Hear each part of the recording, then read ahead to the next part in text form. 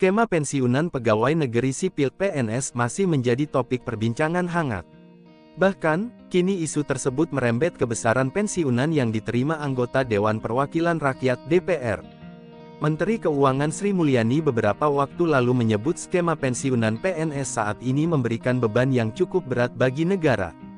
Bahkan jika terus menggunakan skema ini, negara akan semakin menanggung beban yang lebih besar di masa depan.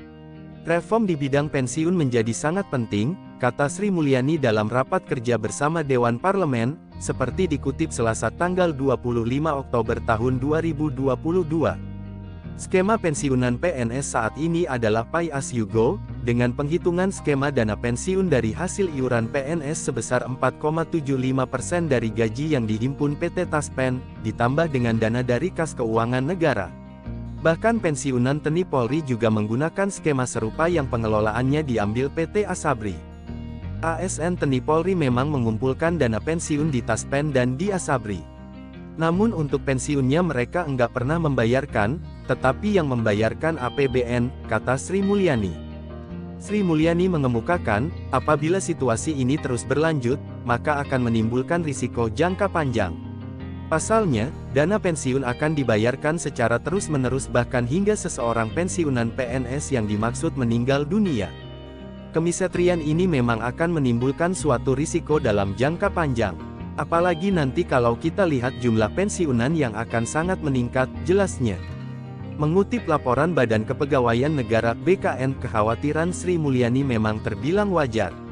Pasalnya, dana pensiun dibangun secara tidak rasional di mana pemerintah sebagai pemberi kerja tidak memberikan dana pensiun kepada PNS sebagai pekerja. Oleh karena itu perlu adanya sistem pensiun baru yang lebih ramah terhadap keuangan negara yang dapat memberikan manfaat pensiun lebih besar kepada pensiunan PNS, katanya.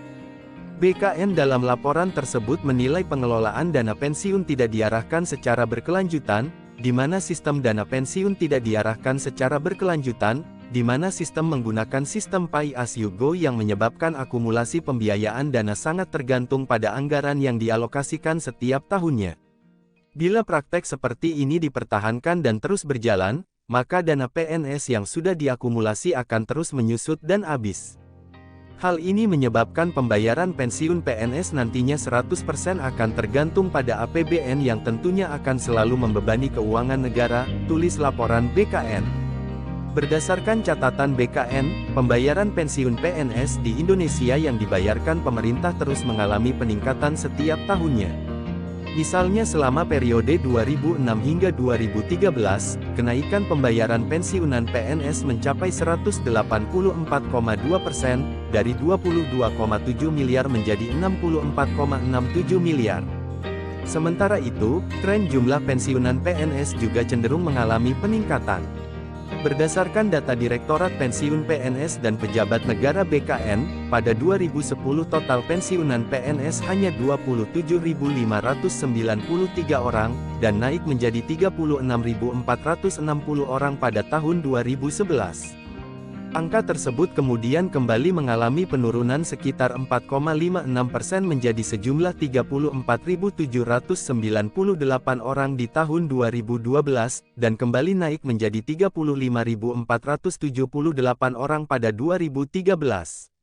Kemudian kembali naik di angka 41.820 orang di tahun 2014, dan sebanyak 65.791 orang di tahun 2015.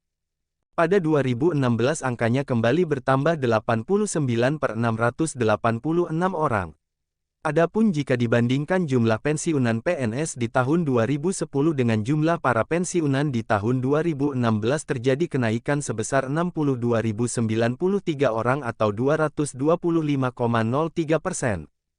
Sementara itu, jika merujuk pada Direktorat Pengolahan Data BKN yang dilihat dari tanggal lahir PNS menunjukkan prediksi pensiun PNS akan terus meningkat, kendati di 2017 mengalami sedikit penurunan sebanyak 89.072 orang. Kemudian, angka tersebut mengalami peningkatan kembali di tahun 2018 menjadi 109.413 orang, sebanyak 117.561 orang di tahun 2019 dan sebanyak 137.383 orang di tahun 2020.